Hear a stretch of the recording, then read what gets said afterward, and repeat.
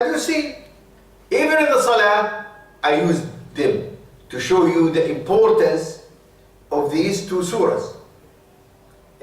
You can see here the way of the teaching Prophet Muhammad sallallahu alaihi wasallam. He'd like to make that person not to leave these two surahs at all in his life. Now, after he explained it, after he led the Salah with it, he said to him, now, an order now. What he said to him? Read them every time you sleep, every time you wake up. So this is why we will find these surahs in the Adhkar al-Nawm, when you go to sleep, Adhkar al-Sabah in the morning, Adhkar al-Masa in the evening.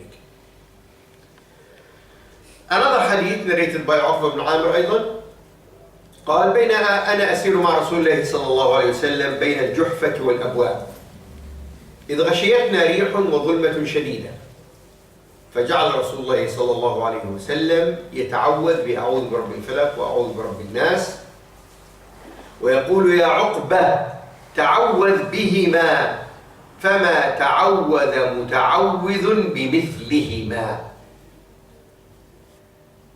So he's saying here that he was with Prophet ﷺ in a different occasion, or maybe the same occasion. But here in this hadith, he's saying it is the place, which is Al-Juhfa, which is not far from Al-Medina and Al-Abwab. So while they were there, that a strong wind came, and it was very dark. It seems to me that it was winter time, and you know, when it is so cloudy, then even before Maghrib, you'll find it so dark sometimes. So dark now, with what?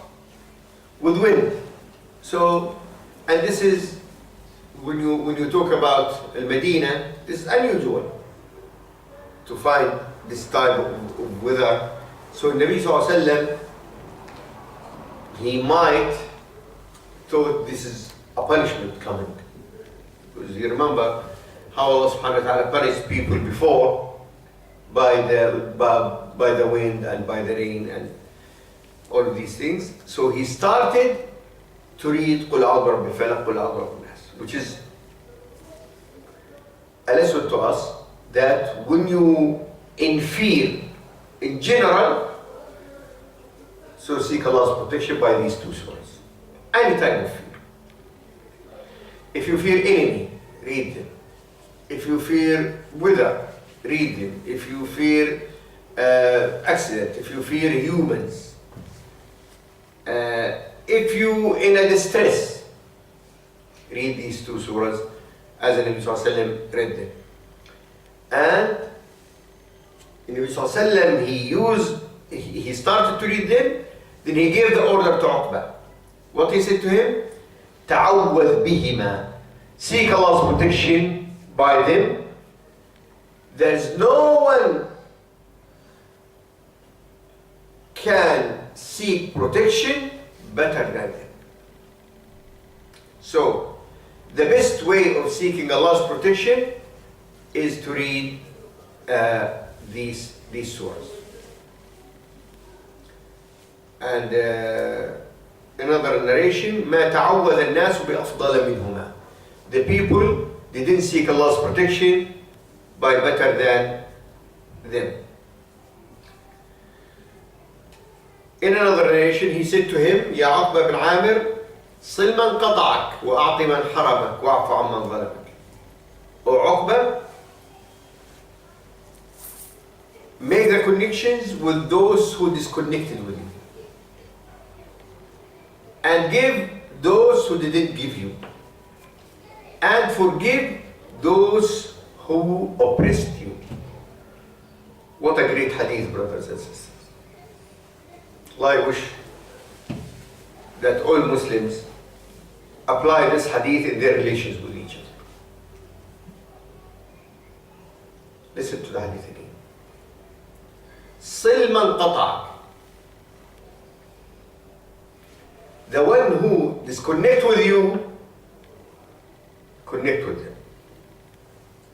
And mainly this is, you will find it in family members, friends, and maybe you know that all the time there is disputes, maybe there is arguments, and these arguments sometimes end up with what? Lose the connections. So the people, they don't even send a message or make a phone call or a visit or something. Now Nabi Sallallahu Alaihi Wasallam here ordered us to be what? The one who make the initiative. Your friends disconnect with you? Okay, call them. Your brother, after an argument, and said, don't call me, don't talk to me. No, talk to him. Your son, maybe, your daughter sometimes. صل من قطعك. This is number one. وأعط من حرمك. Give the one who forbids you from giving. You know, you are in need and ask someone to give you a loan, for example, قرض حسن, and he said no. Then maybe that person, he's in need now, and come to you, ask you, say, remember? I asked you 14 pounds and you said no. Why you come and ask me now? So Nabi Sallallahu Alaihi Wasallam, he'd like us again to be, as they say, the upper hand. So the one who make the initiative. أعطي من حرمك. Give the one who forbids you or who didn't give you. واعف عمن ضربك. Forgive, pardon the one who oppressed you. Subhanallah. Not fight him.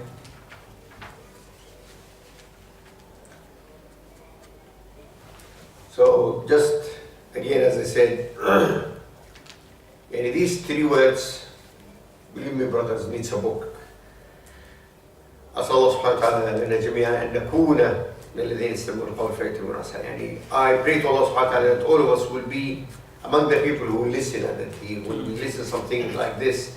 These beautiful words from the Prophet sallallahu alaihi wasallam, and apply them in our life. Then Uqba, he said, ثم أتيت رسول الله صلى الله عليه وسلم فقال لي يا عقبة بن عامر أملك لسانك وابكي على خطيئتك وليسعك بيتك.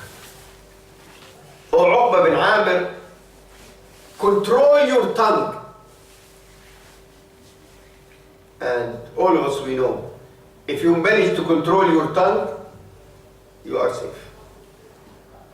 And there is a hadith saying that all the limbs in your body every morning saying to the tongue, fear Allah subhanahu wa ta'ala. Because the tongue can take you to the Jannah, inshallah, or can take you to the hell. May Allah subhanahu wa ta'ala protect all of us from that. وَابْكِ عَلَى خَطِيئَتِكَ. So when you make a sin, cry. Because you forget Allah subhanahu wa ta'ala, you disobeyed Allah subhanahu wa ta'ala. وَلْيَسَعْكَ بَيْتُكَ. And let your house be your residence. So try to avoid mixing with people if this might affect you badly. And we know, especially in this country, when it is summertime, even not summertime, but mainly if it is in summertime, really to stay at home, not to go to the market at all or to the streets, better. Because when you are there, alhamdulillah Rabbil Alameen, no fitna, no problems. But When you go out, then there is a lot of fitna and there is a lot of sins. Then he said to him, يا عقبة بن عامر ألا أعلمك سورا ما أنزلت في التوراة ولا في الزبور ولا في الإنجيل ولا في الفرقان مثلهن لا يأتين عليك ليلة إلا قرأتهن فيها قل هو الله أحد قل أعوذ برب الفلق قل أعوذ برب الناس. Shall I teach you surahs that haven't been revealed alike in Torah or Zabur or Injil or Furqan? Don't make any night pass you but read قل هو الله أحد قل أعوذ برب الفلق قل أعوذ برب الناس.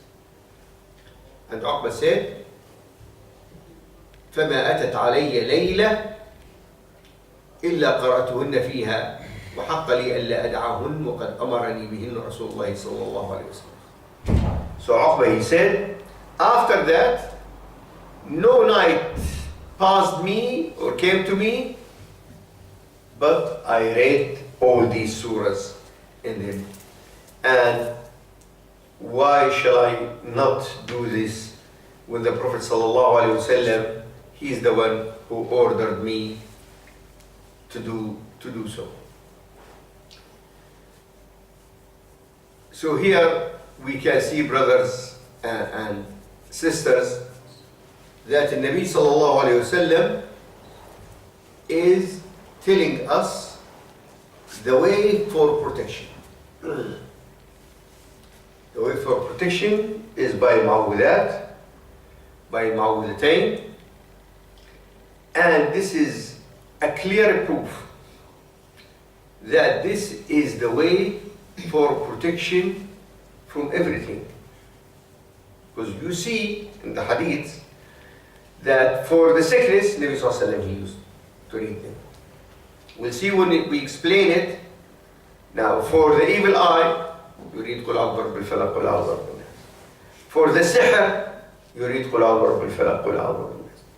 For the distress, you read Qul A'udhu Birabbil Falaq, Qul A'udhu Birabbin Nas. This means that when the people, they go and start seeking ta'weez from sheikhs, from peers, from imams, why you go and seek all these things when the cure is there? Now, very simple. All of us, not all, I don't want to say all of us because some people, they don't use them. But most of us, when you have a headache, you take paracetamol, ibuprofen, or something like this. Now, you have headache and you know too, paracetamol will do the job, inshallah. So why I leave it? Well, I can buy it for 20, 30p and go to the sheikh now and the peer. Oh, I have a headache, I can't sleep, you know. Could you do something? Then the sheikh will pick a piece of paper there, write something. Okay, it has to be this, what they call it? This shape. Triangle. Triangle. Must be triangle shape, and he put it like this, and he brings some cloth. Even some, I saw some of them, it is metal, and they go over it, seal it. Don't open it. If you open it, something will happen. And I remember maybe 2 years ago, Brother Muhammad came to Luton and showed us some of these. Some of them on their seat, some of them on a piece of paper. Some of them, the words is, there is no meaning for it.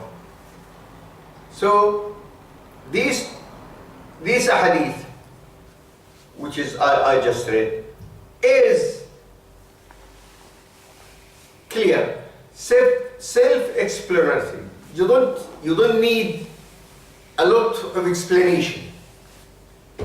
And Alhamdulillah Rabbil Alameen, deliberately I read these hadith today, and I spent a lot of time on explaining these hadith to teach ourselves how we protect ourselves. Simple and easy. قل أعوذ برب الفلق, قل أعوذ برب الناس, and for that قل هو الله أحد. So when you need to protect yourself